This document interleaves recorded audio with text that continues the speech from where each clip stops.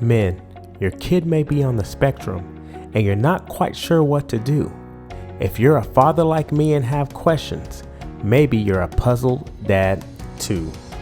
Welcome to the Puzzled Dads Podcast, where we're cracking the code of autism, one piece at a time.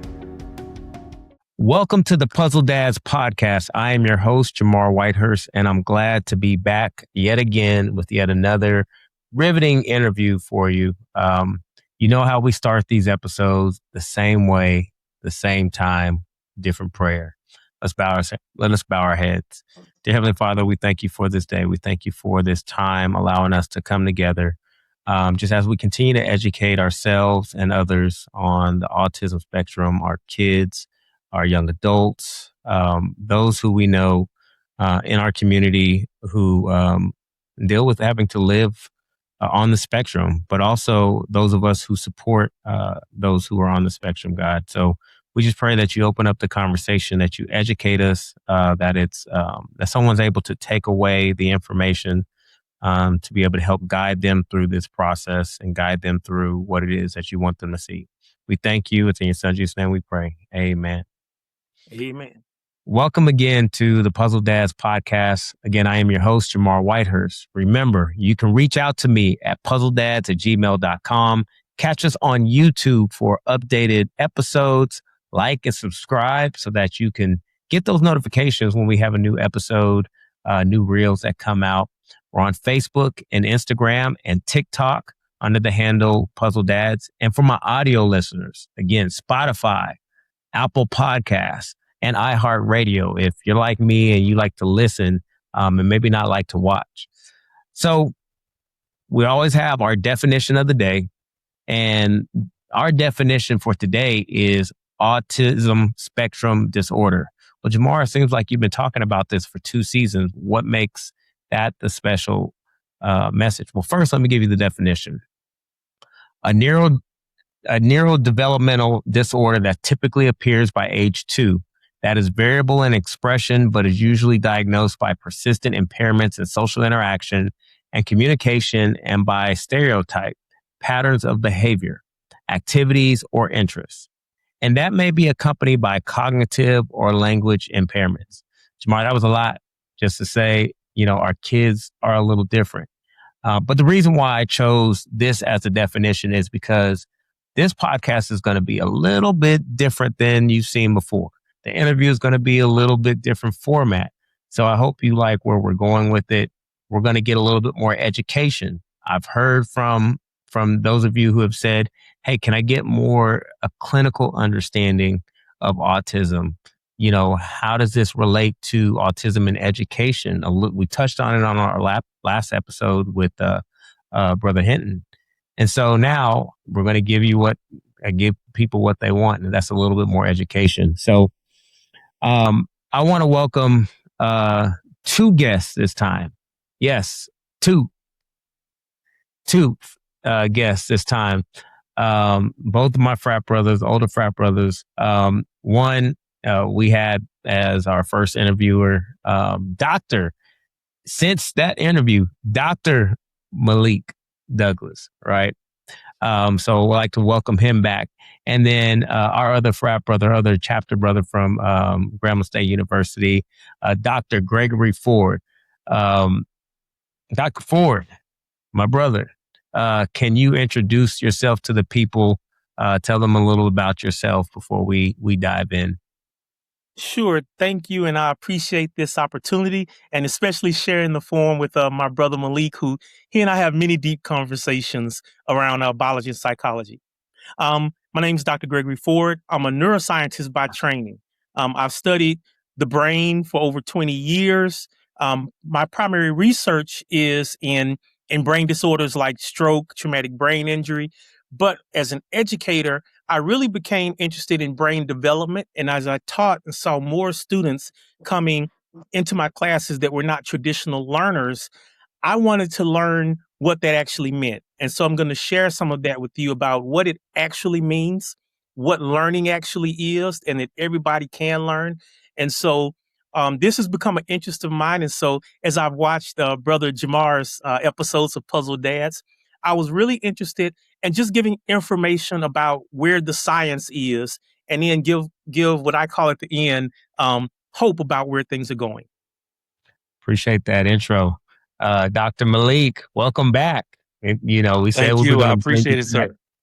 sir. Give the people a little update from the last time we were here on where you're at now. Well, from the last time I was here, I was actually living in Jackson, Mississippi, where I was completing my doctorate degree in urban higher education. That's why my eyes were a little low because I had stayed up all night working on my dissertation, but I have defended, completed. My degree will be conferred as of July 28th. And I am moving forward in that space of higher education. So I'm dealing with our autistic students from a veteran affairs perspective. I get an opportunity to work with veterans going into higher education, getting them the necessary funding that they need. But I also work with our veteran affiliated students, which sometimes are the children of our veterans and our fallen veterans who sometimes suffer from autism and other learning disorders. And I get an opportunity to meet them head on. So I am in this space fully ingratiated through the form of education and not just a puzzle dad. We appreciate that, and are proud of you as always, Thank you. on this next endeavor and taking that step. That doctor is not easy. I can't tell because I've never been through it, but Dr. Ford could probably attest to how hard it is to get to that point. So for our listeners, always have a title. So the title, as of right now, we're going somewhere, is How the Mind Works. So you heard Dr. Ford talk a little bit about his background. So we're going to dive into that. Here is the disclaimer, as always. I am not an expert on autism. I am an expert on my son. Now, in the last episode, Dr. Henney, he made me rethink how I say that. When I say I'm an expert on my son, it's not saying I know everything he will do. What I'm saying is I know him better than anybody. And so that's why I say I'm an expert on my son, but I am still learning him each and every day. So that is the disclaimer, and I'm modifying the disclaimer moving forward after the last conversation. But so we're gonna start just kind of setting the foundation of where we're going.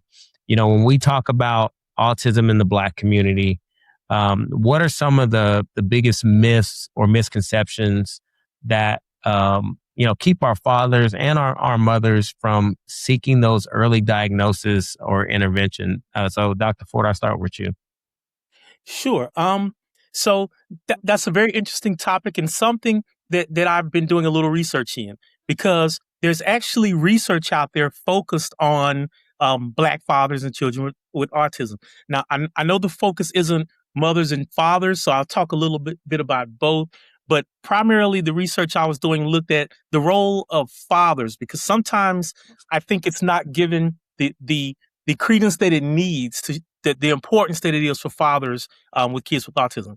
So the first statistic, autism is in fact increasing. About 1 in every 31 children are on the autism spectrum disorder.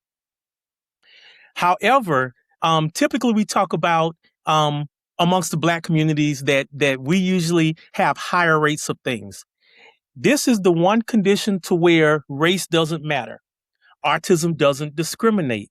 So autism rates amongst Black children are equal to those autism rates with white children and other children. So there is no difference in those autism rates. But one of the big differences is the diagnosis. Autism is diagnosed in boys 3 to 4 times more than girls. So there is a disparity between boys and girls. We don't understand why that is yet as scientists, but it's definitely a real thing when you think that large of a number. Okay.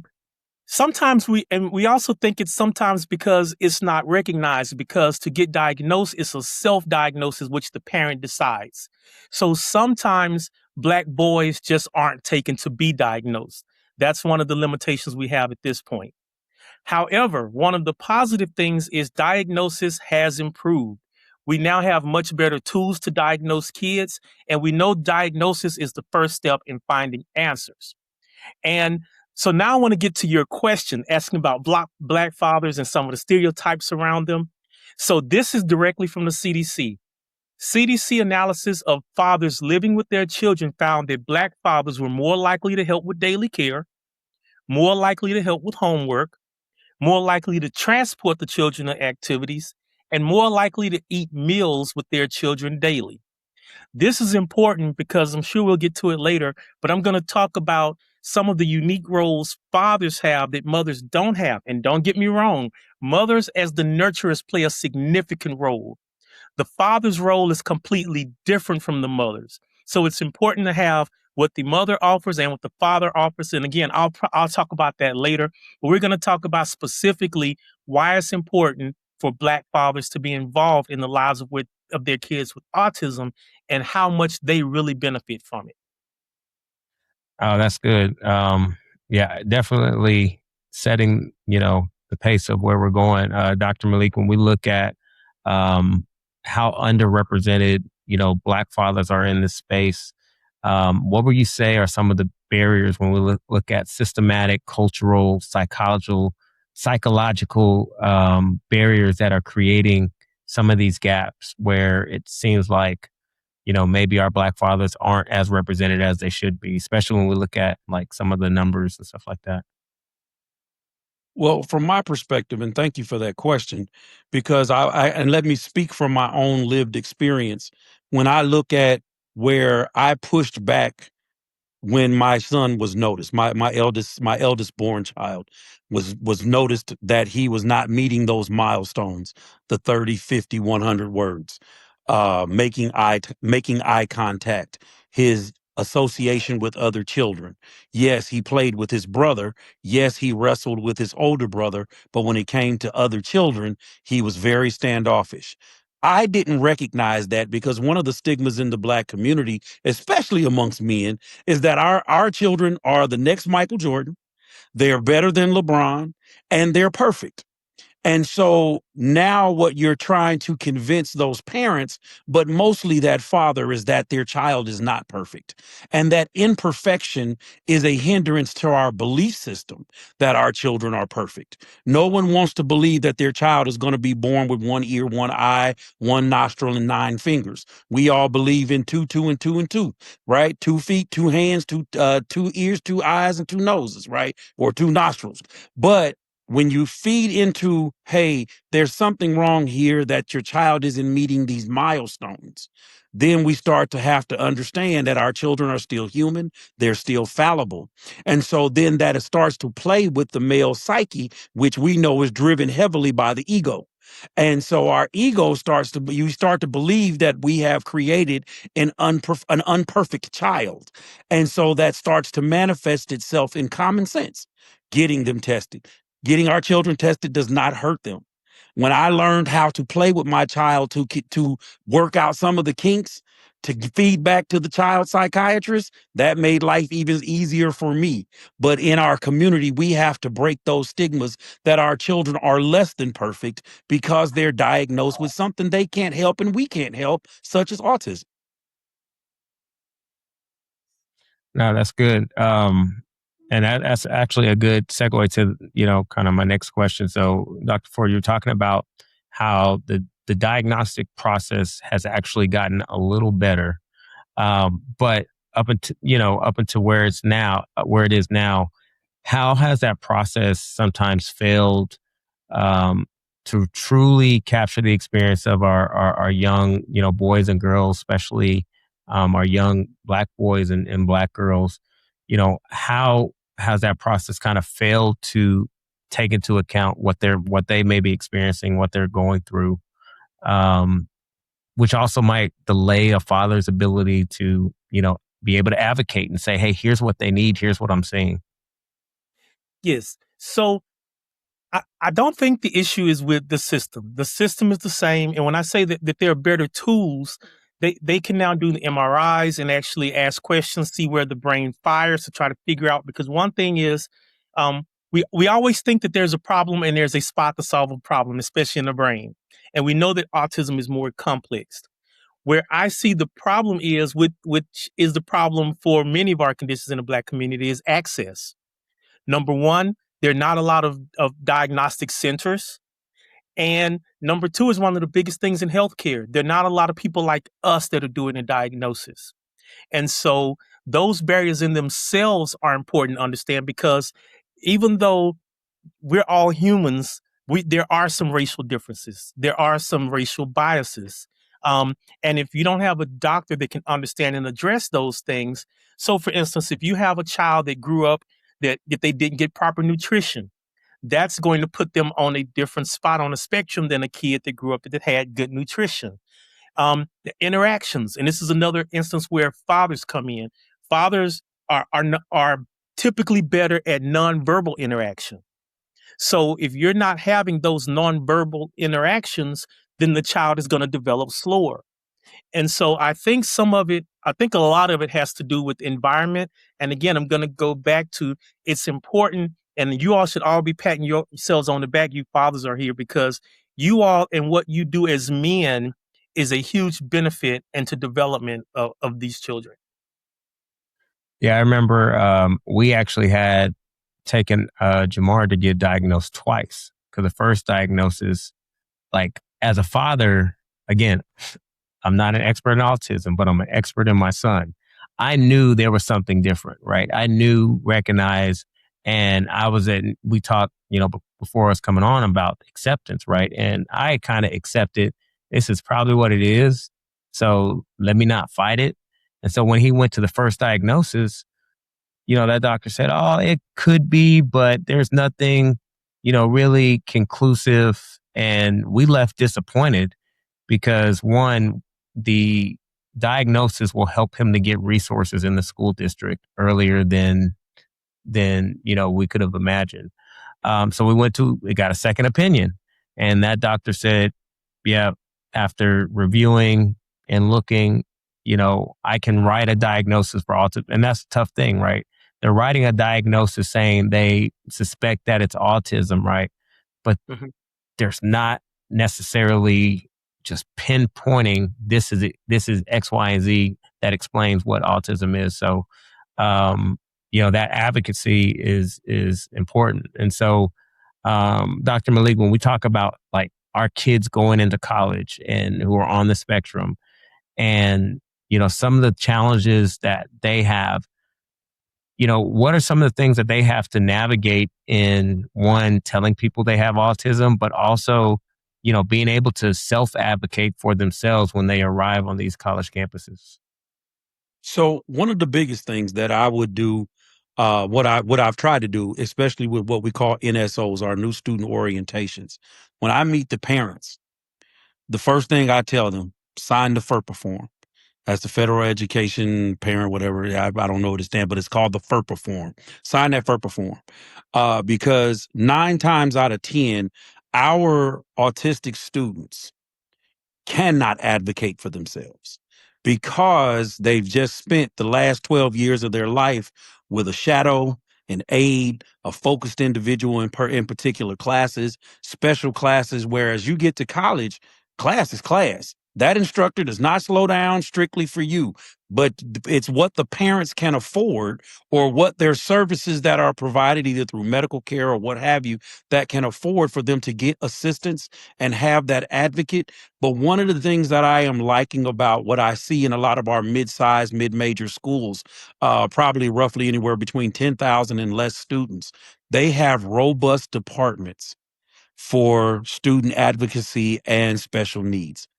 And they come across, and I know a lot of people say, well, it's only 3 people at this school. Believe it or not, you have some schools that have 20,000 students that have 1 person. So when we look at them navigating college, that parent cannot afford to take their hands off of that young person until they get to that age where they start to advocate for themselves. Now, I'm at a 2-year school. So I can't speak for the 4-year experience, but I can speak for the 2-year experience where I'm dealing with students who are coming in as freshmen, and I'm dealing with students with a young man who just graduated in May. And the young man who graduated in May, his mom had to be there. Hey, doc, can you help him tie his tie? Well, what does he do with his diploma when it's over with? You hang it on the wall like everything else. But he comes to me and says, now what do I do with this? What can I do with it? So I had to take time out to explain to him that, hey, now you can go out and look for those better jobs, and you can look for, you're a professional now. He actually got his ASN, and so he got applied sciences in nursing. And so he's working on other things that now, because mom was there to help navigate with him, other people in the institution was there to help navigate with him. But again, I want to fold back on going to college is what the family can afford. It's not about what the school can do for you. The school will point you in the right direction. Yes, they have robust departments, but these people are not like it is at the high school level where they're calling mom or calling dad. And if you're having a fit or something, they have you removed from class. Hey, you're an adult now, and everybody gets treated the same, but they do recognize that you're different. No, that's good. I had another question, but I think I'm gonna save it for later. So I want to get into the first part of this discussion because I think that what you all just shared kind of sets the foundation for what this episode represents, right? Where we're looking at some of the clinical methodologies and reasons and ways to look at autism, but also how that translate into hopefully help fathers and help those listening, translate into how they help transition their kids into higher education. So I want to start with, more of a clinical discussion on autism and Dr. Ford, how the mind works. Helping us to understand, the autistic brain, how it's different and, like you said, not deficient. So talk a little bit about how we can understand how especially the autistic mind works. Right. Thank you for that. And what I want to kind of do is reframe autism for you, if I may. So first, as a neuroscientist, autism is a neurodevelopmental disorder. It is not a disease. That is important for a couple of reasons. Number one, it is not the parents' fault that children have autism. Some people feel that way. It is not. Every brain develops differently. Children with autism's brain develops a little more differently. What does that mean, for instance? What's really happening in autism, and first I'm going to tell you how the brain works.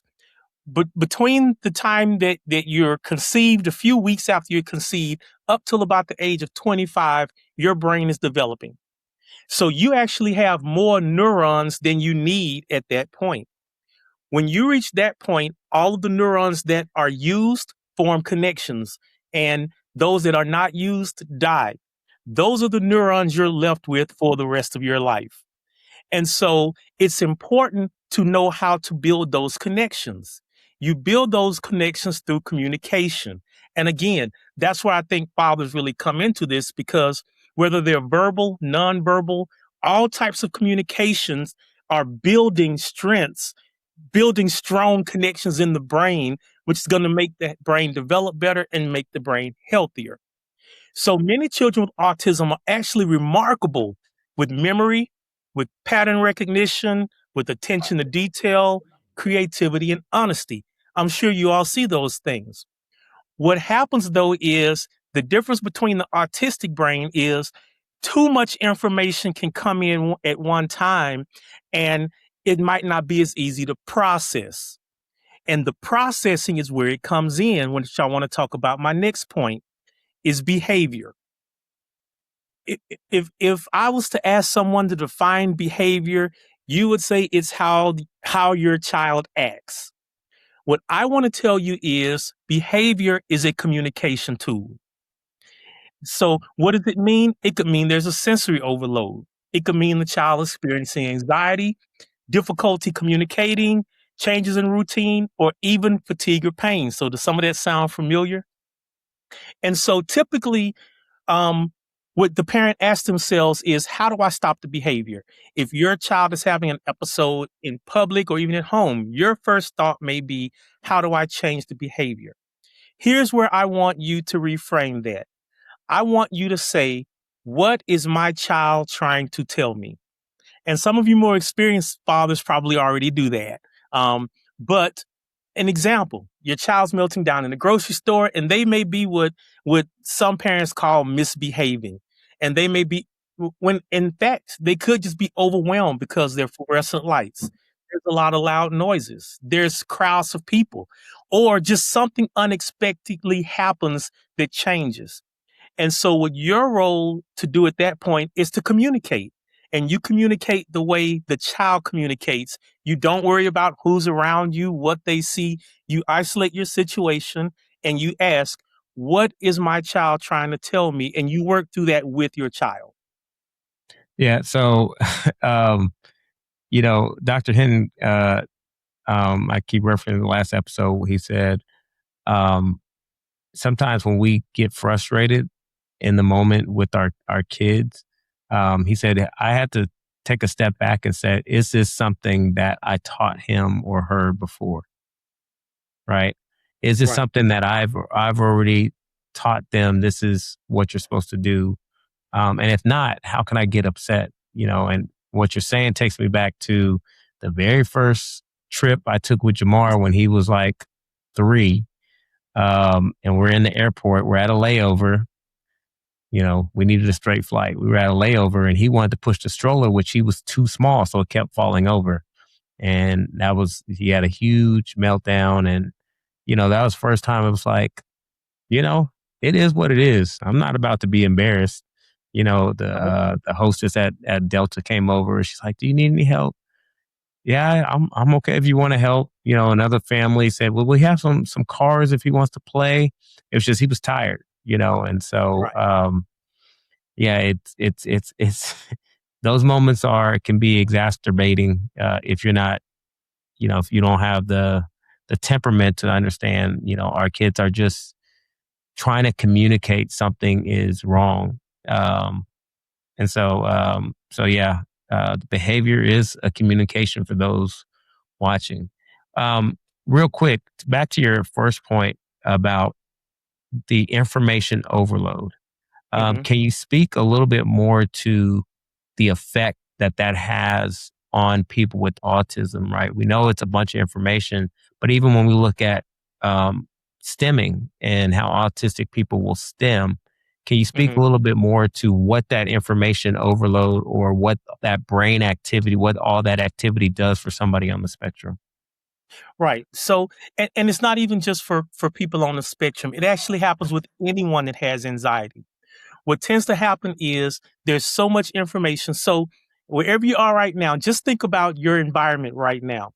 Right now, if you're watching this podcast, not only are you getting visual information, you're getting auditory information, you're seeing the different colors in the room you're in. There are lights on, whether they're fluorescent or incandescent. There may be other people talking. There may be a dog barking outside. For for the typical brain, they can filter out certain things easily so you can focus on what you're trying to do.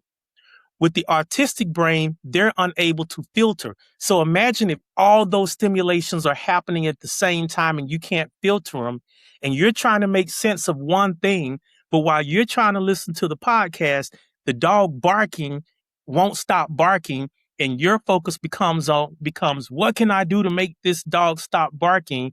And you're trying to watch the podcast. That's an example of an overload, and you get to the point where you can't make a decision. That inability to make a decision is what may cause the outburst or whatever response you see coming out.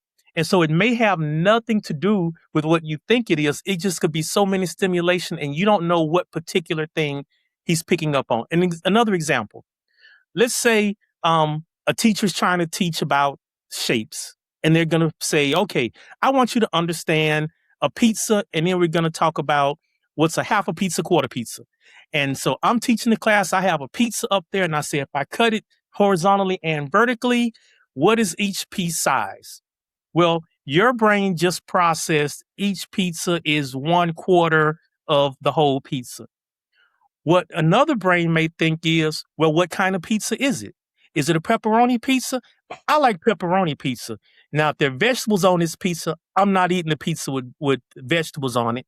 And when the teacher says, what's the answer? Now the student's frustrated because they're answering a different question than the teacher is asking. So where do fathers come in? There's actually a term for that in neuroscience now that we call co-regulation. That when fathers work with the kids, the fathers have the ability to calm a meltdown. And if there are mothers out there, there's no offense to you. This is just the science is that mothers will tend to coddle the behavior. Fathers will use different strategies to calm the meltdown. And and that's why it's also important that you speak steady, that you don't allow the situation to escalate, because what you're doing is you're teaching your child how to begin themselves using calming strategies because they hear you do it. That's why it's co-regulation. They're going to mimic what you do. So what's going to happen if your child is having a moment and you get worried about people watching and you begin to escalate? They're going to escalate. If those things don't affect you and you remain calm, even if you don't see it this time, your child recognizes this and they're going to eventually learn they can be calm also.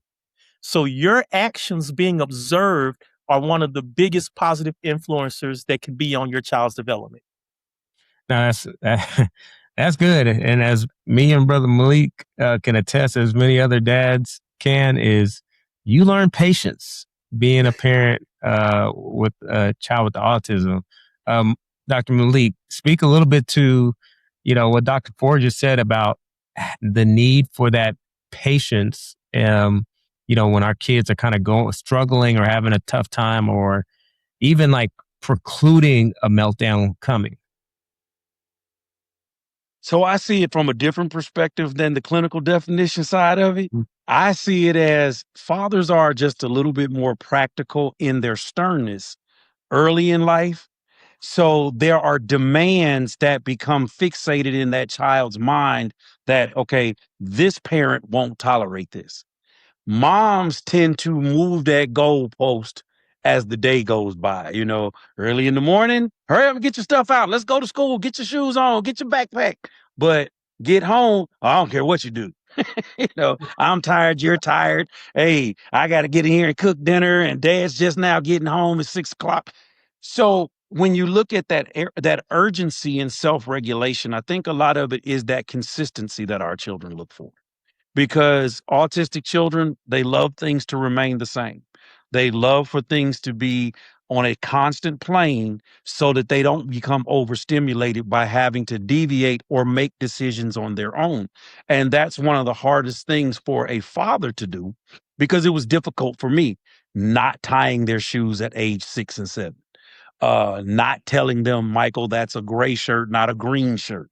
You know, it's those things that fathers tend to look at, that they start early with set boundaries being very defined. And it's not that moms don't do it. It's just that moms, like I said, they move that goalpost during the course of the day to pretty much work to satisfying the child, whereas fathers look not to disrupt the entire home. And we don't let a child, I don't care if your child is autistic or not, we don't let a child disrupt the entire home. So what happens, that father sets those boundaries early, and they create that level of consistency that child can recognize that, okay, dad won't tolerate this, or dad will push the envelope on these three things for me to get this done. So yes, I have to tie my shoes, pack my book bag, put on the green shirt, not the gray shirt. Know the difference between green and gray, right? So that he doesn't have to ask me, is that a green shirt or is that a gray shirt? So I think that's really what dads bring to the table, is that level of strategic application of discipline versus the tactical form. Whereas mom is, I'm just tired of it. You go talk to your dad, or ask dad to do it because I did it this morning. No, dads are very firm. And I think that firmness is what they need, that creates the consistency that eases and calms their minds. So I mean, I just like putting what both you all said together. And again, I'll reiterate throughout this episode of getting both the clinical and practical side. And now you can start to see we've had a lot of individual stories and conversations about our experiences, but then now you can see the clinical reasoning behind why it's so important as us for us as dads to understand um, our role with our kids and how we raise them and how it's different than the mothers and our wives and those type of things. And so, um, Jamar and I came back from a family reunion. On the way there, on the plane, your ears start to pop, and you're trying to get them unclogged. Well, he was struggling when we landed because he felt like it wasn't unclogged. So for the entire trip, even when we got back, he still was messing with his ear, trying to figure out, is it unpopped? And when you talk about us as dads, okay, I can get tired of it and be like, son, it's just fine. Just move on. Or, okay, now I got to be creative in how now I'm explaining this ear situation and flying and not doing it in a definitive manner that he's like, well, it didn't go like this. So now he gets upset versus here are options. And that's the one thing I've learned with my son in teenage years is there's a way to give them options to solutioning that might help them process so they're not stuck on one thing and that's what you said and then they get upset. So but Dr. Ford, you mentioned, you know, like the research and how the research is getting better when we look at autism, and then just how that can provide, some joy and hope for fathers who are still looking for answers. So, can you speak just a little bit more to where the research is going around autism? Yes. So number one, research is being done. That's important that there's funded research. So there's money being put into it because we realize that autism is growing. And so there's more money behind it. I think one of the biggest things research has the ability to do because number one, again, it's not a disease. We're not looking to cure autism. We're looking to understand how the autistic brain works so that we as a society can incorporate it into society better. And so I think the fact that the research is out there and saying these things is taking a lot of the stigmas away. So no, it's not the parents' fault. It's not there. Everything has some genetic aspect, but it's not like you're passing down green eyes versus brown eyes. Um, we're starting again with the diagnosis, especially with the MRI technology. We can literally ask a patient questions and watch their brain light up and see what things light up, what things overstimulate, what things understimulate. Because one thing that you have to do as parents is figure out what your child likes and what your child doesn't like. There's actually technology out there that can answer that question even when the child can't. Um, AI is a big help. Um, Conversational tools are great. I use my AI conversational tool to the point I was working on a paper last night. We were working on it together and I said, okay, I'm done for the night. Good night. And it told me, good night. We had a great day today. So even using that as a conversational tool to help your child better understand how to have conversations. Especially if they're nonverbal or minimally verbal, if they can't always find the right words. So they're developing AI tools specifically for that, just like they created AI tools for patients in nursing homes for them to have a companion they could talk to in a language they learn. So there are a lot of scientists out there that are looking for ways to better incorporate persons with autism or anyone that has any type of learning disability to better integrate into society. And so that's the hope of the research. Specifically for Black parents and Black fathers, it's becoming an access thing. One of the biggest barriers for Black fathers is there's not much support. Most of the support for parents of kids with autism are mother centered. They now have organizations that are specifically for fathers of kids with autism. So there are more resources available. Schools are working harder. Some schools are working harder to put resources in place. And when Dr. Malik talked about colleges, I would say go a step further. Any college you're interested in going to, call that office that handles disability services and see who picks up, see how they talk to you. Because at the end of the day, they're humans. You're going to know if they really care. You really have some folks at some schools that become parents to the kids. So just pick up the phone and call. You don't have to fly out. You don't have to make appointments. Call and see if someone picks up the phone. And you want to know that once your child is there, will they pick up the phone? But there's some really great people at some schools that are doing this kind of work. And so, yeah, with all that, I forgot what the original question was. No, you're good. We were just, I mean, I think you kind of answered, a little bit to kind of follow up. Okay. When we look at research around autism, right? I see it in the social media space. We see it like with Sesame Street. They have an autistic character, right? There are more cartoons coming out and children's shows that are having characters with autism to kind of help explain. So what are like maybe 2 or 3 things when you look at, we're in 2026. So if you go just 10 years back, I know if we go 15 to 20, right, it's going to be a huge gap, but just 10 years back, what are maybe 2 or 3 things that research has kind of discovered around autism to help progress us to what we're thinking, how we diagnose or how we handle people with autism? What are a few things in the last 10 years that have really shot the research forward? Yeah. So I think it was a kind of a progression of things. First, it moved away from being a psychological disease to a neurological developmental disorder. With that being said, we were able to put the focus now on how the brain works. And guess what? Kids with autism, their brain works. It just works a little differently, not even a lot differently. It works a little differently because it takes in inputs. It's just a part of how does it process the input, and then how does it give an output.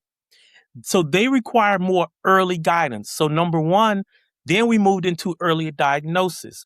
The earlier you're diagnosed, the earlier parents can be more strategic about teaching their kids at a young age. So some of the biggest things that teach kids at a young age are playing with Legos, because it's putting the motor skills together.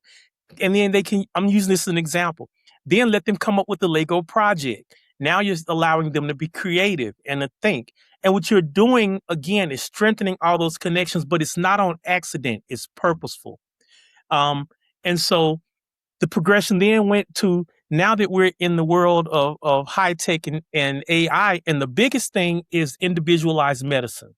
So I do my research at Howard University, and we're moving toward starting an Institute for Precision Medicine. What that means is we're starting to look at patients as individuals and not groups, and trying to diagnose everyone under everything, whether it's a cancer diagnosis, a muscular disorder. We're starting to look at every individual. Now, what are the limitations to that? Everything comes down to economics. How do you make money with individualized medicine? But it's out there. And the more we're getting into individualized medicine, we're more treating people as individuals. That's the way our medical students are being taught.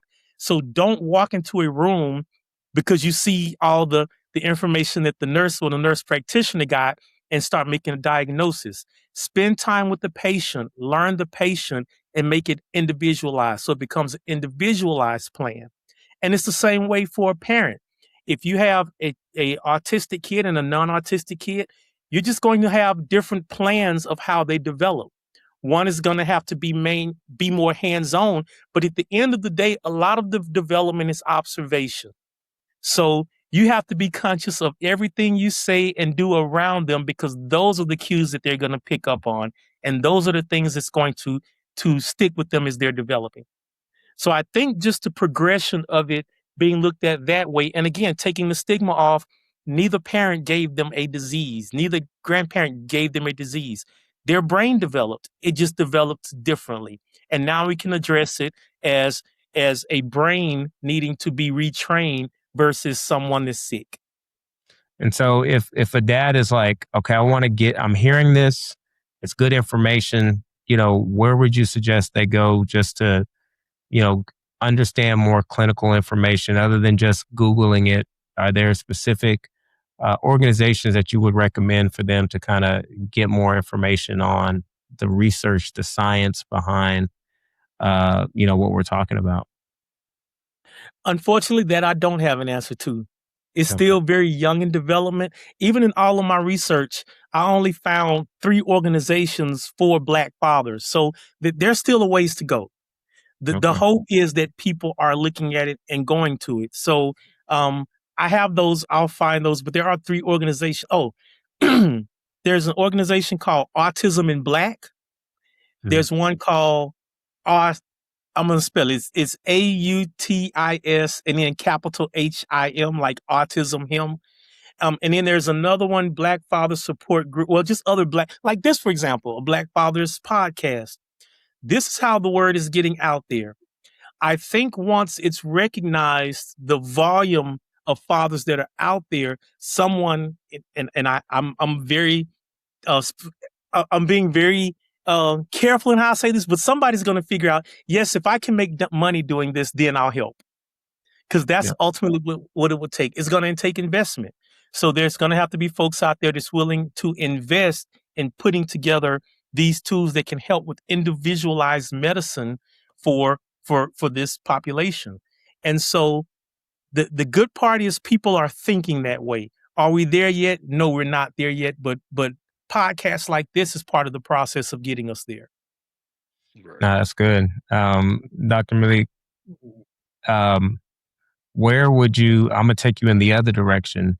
So when we look at 10 years from now, it's kind of two-sided question. Where do you think we'll be versus where do you hope we'll be when it comes to, evaluating, people, kids on the spectrum and how people see autism? That's a great question. And I'm going to answer it with my own lived experience because you have to remember, I've got an 18 and a 19-year-old. And my 19-year-old was diagnosed at age 3. My 18-year-old was diagnosed at age 2. So my lived experience has been technically for the last 16 years, I've seen this transformation and this growth that has come with autism services, number one. So you asked the question earlier of Dr. Ford, where could they go?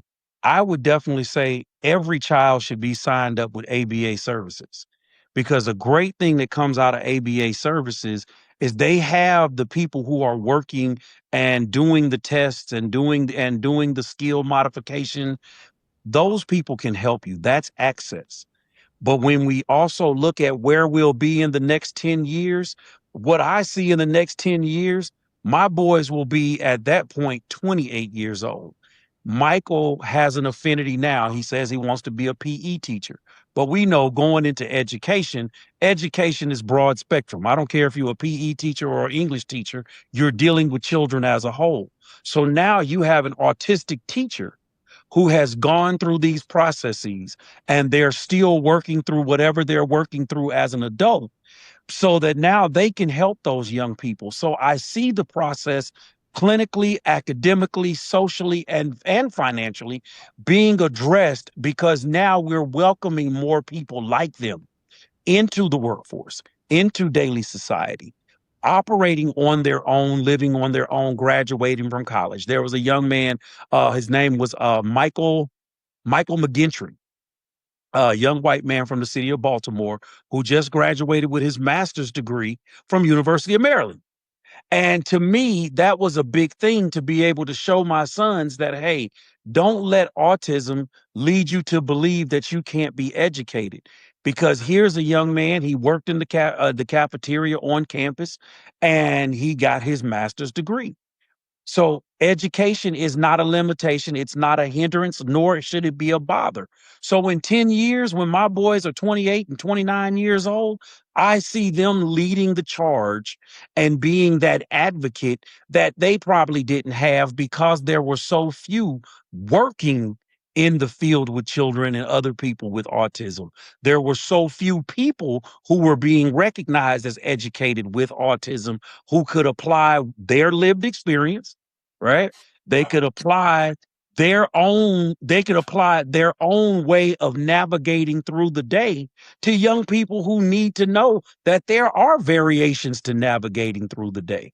So where my boys started out 16 years ago and we're buying these big old heavy iPads, because y'all remember when the iPad used to be 3/4 of an inch thick and heavy, and and they got the iPad and we're downloading ABC Mouse. Now these young people are navigating computers and getting the AI services that are translating back to them, giving them the opportunity to put in directions and having it scaled down to their reading level so that they can execute the assignment without so much help by the aid. So I think technology will still grow as much as we treat AI.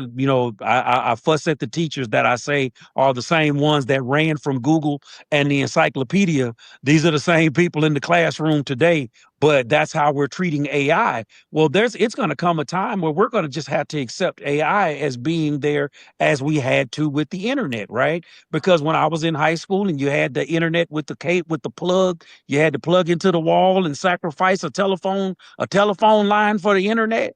Now you can just walk into any random place and pick up a Wi-Fi signal. And that's how I see the transmogrification of AI. I mean, not AI, but well, yeah, AI, but autism services and autism knowledge. I think that's the biggest thing that gives me the most hope as a father, that we're breaking stigmas that autism doesn't make you slow. Right? Autism isn't a form of retardation, right? Those were words that we used to tag the people that made them feel bad. Now we realize, no, we can't, because a student is autistic, you can't say, oh, you're autistic and that should make them feel bad. That should make us all aware that that autistic child brings something special to the table that we're not looking at. But that's my 7 cents on that one. No, that's good. That's really good. When people growing up in the church used to say, "Oh, they're just special," right? And I tell people, I think that special probably was autism. I was born in the '80s, so that's probably what it could have been in the '80s, because people couldn't see, like you said, Dr. Ford earlier, of Down syndrome. You can't see it. And so people don't have a word for it. And so I'm happy now we have a word, we have a diagnosis for it. Um, when you look from a clinical standpoint, Dr. Ford, on the father's role from kindergarten all the way to college, right?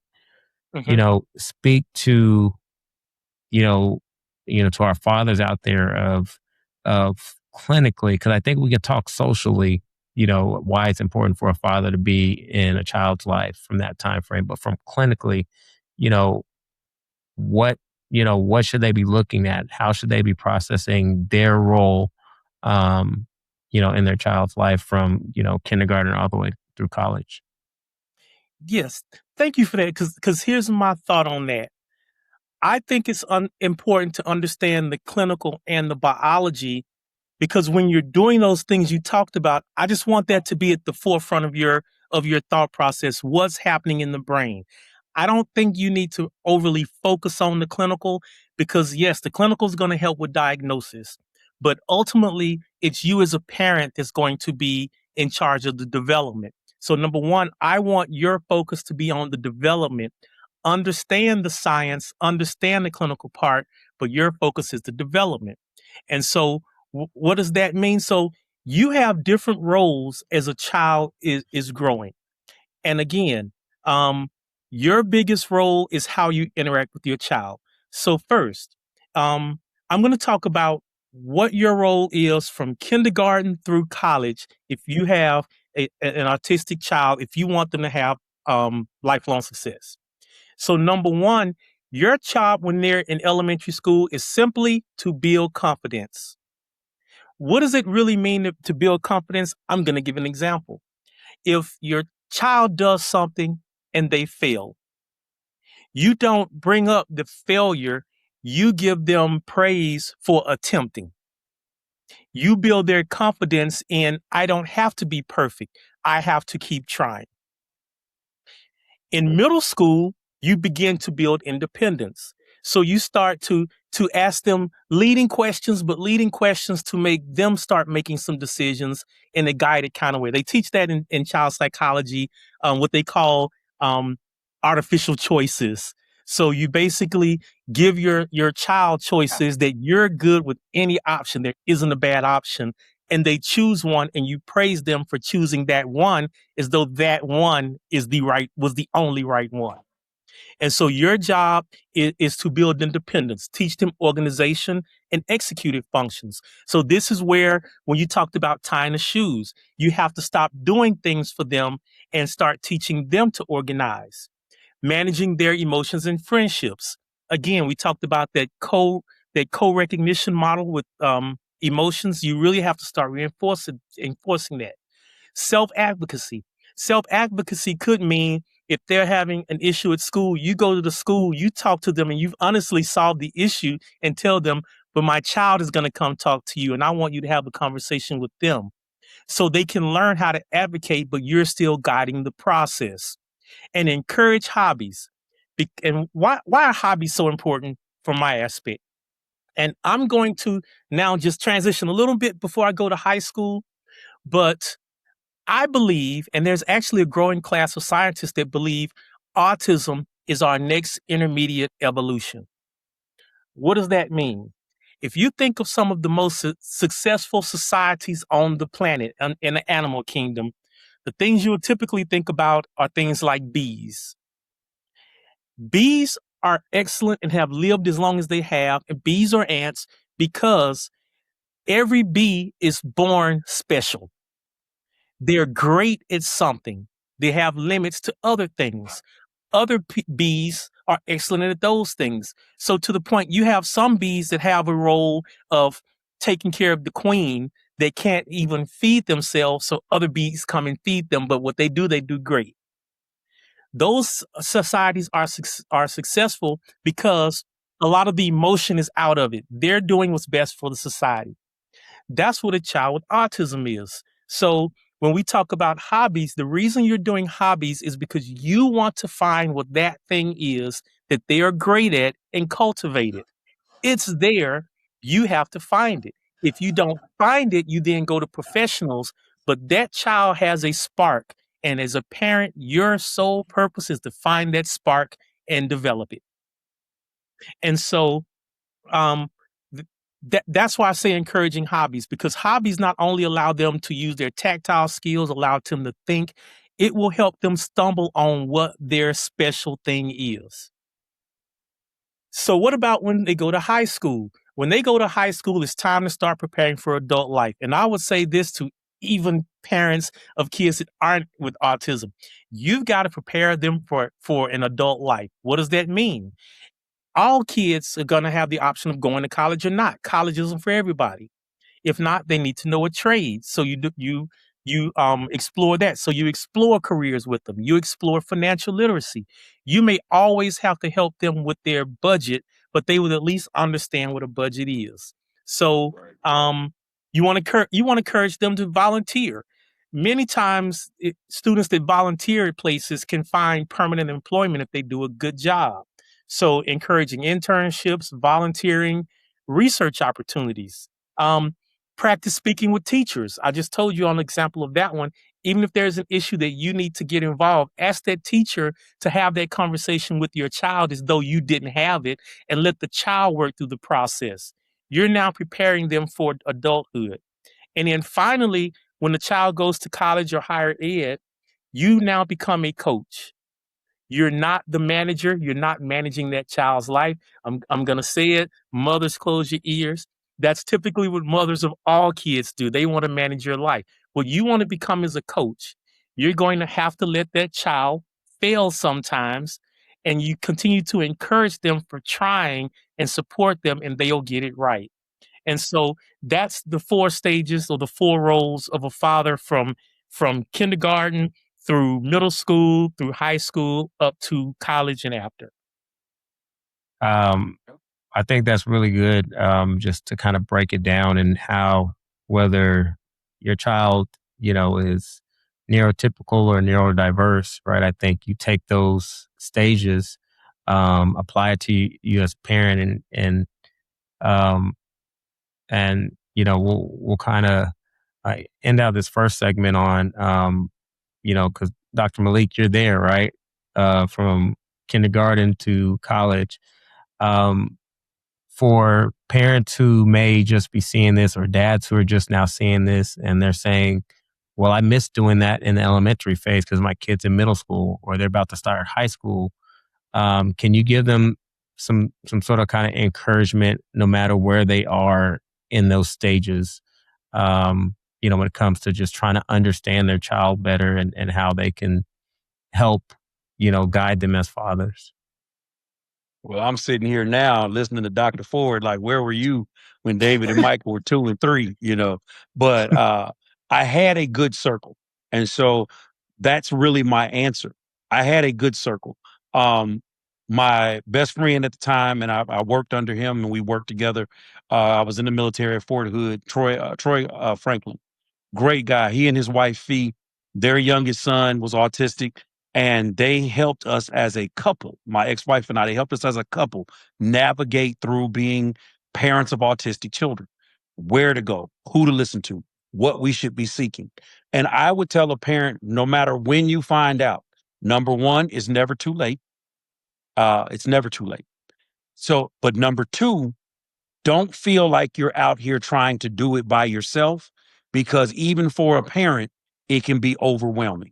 Father, mother, dual parent household does not matter to me. It can be overwhelming. The doctor's appointments at the onset. If you catch it in middle school, getting tied into that reading professional, because they're going to need that. They're going to need that reading professional. They're going to need those ABA services. They're going to need those fine and motor skill training outside of ABA and outside of what they get during the school day. So understand that you're committing to their schedule, dealing with their autism services just like you would a child that's an athlete. So I would tell a parent, especially a father, wherever you are in that process, you meet it head on, but don't, please, whatever you do, don't try to do it by yourself. Find that circle of like-minded people that can help you navigate that process. Because one of the greatest things that ever worked for my ex-wife and I was respite care. And a lot of people say, well, man, respite care, it's not offered by everybody. Just about every major insurance company now offers respite care. And those 6 hours, 8 hours, 16 hours, whatever a week, take that time, go to the grocery store, go to a movie, sip a cup of coffee without a child grabbing on your ankle asking for something. The bottom line up front, how do I do this and not adversely affect my child, is making sure that I'm getting as much information as I can. I appreciate that. And for our listeners, hopefully there's information that we've said, so far, that is extremely helpful. And, again, reach out, if you have more questions or you want to get more information. But for right now, this is just part one. So want you all to come back, for the second episode. That's part two of this amazing episode with, Dr. Ford and Dr. Malik. And, continue to chime in, puzzledads@gmail.com. Reach out on, Facebook, Instagram, TikTok @puzzledads. And then, again, check out, this YouTube video if you're already watching it. Subscribe, like, comment, but also check it out on Spotify and Apple Podcasts and iHeartRadio. So, we're going to end with with this part 1, you don't want to miss part 2. And you're going to see how these two conversations come together as we focus on the clinical, and then we're going to shift and talk about the education. So remember, Puzzle Dads, we're cracking the code of autism one piece at a time. See you for part 2 in a little bit. I hope you enjoyed listening to the Puzzle Dads podcast with me as your host, Jamar Whitehurst. For more information on autism, check out autismspeaks.org, along with other resources listed on our social media pages.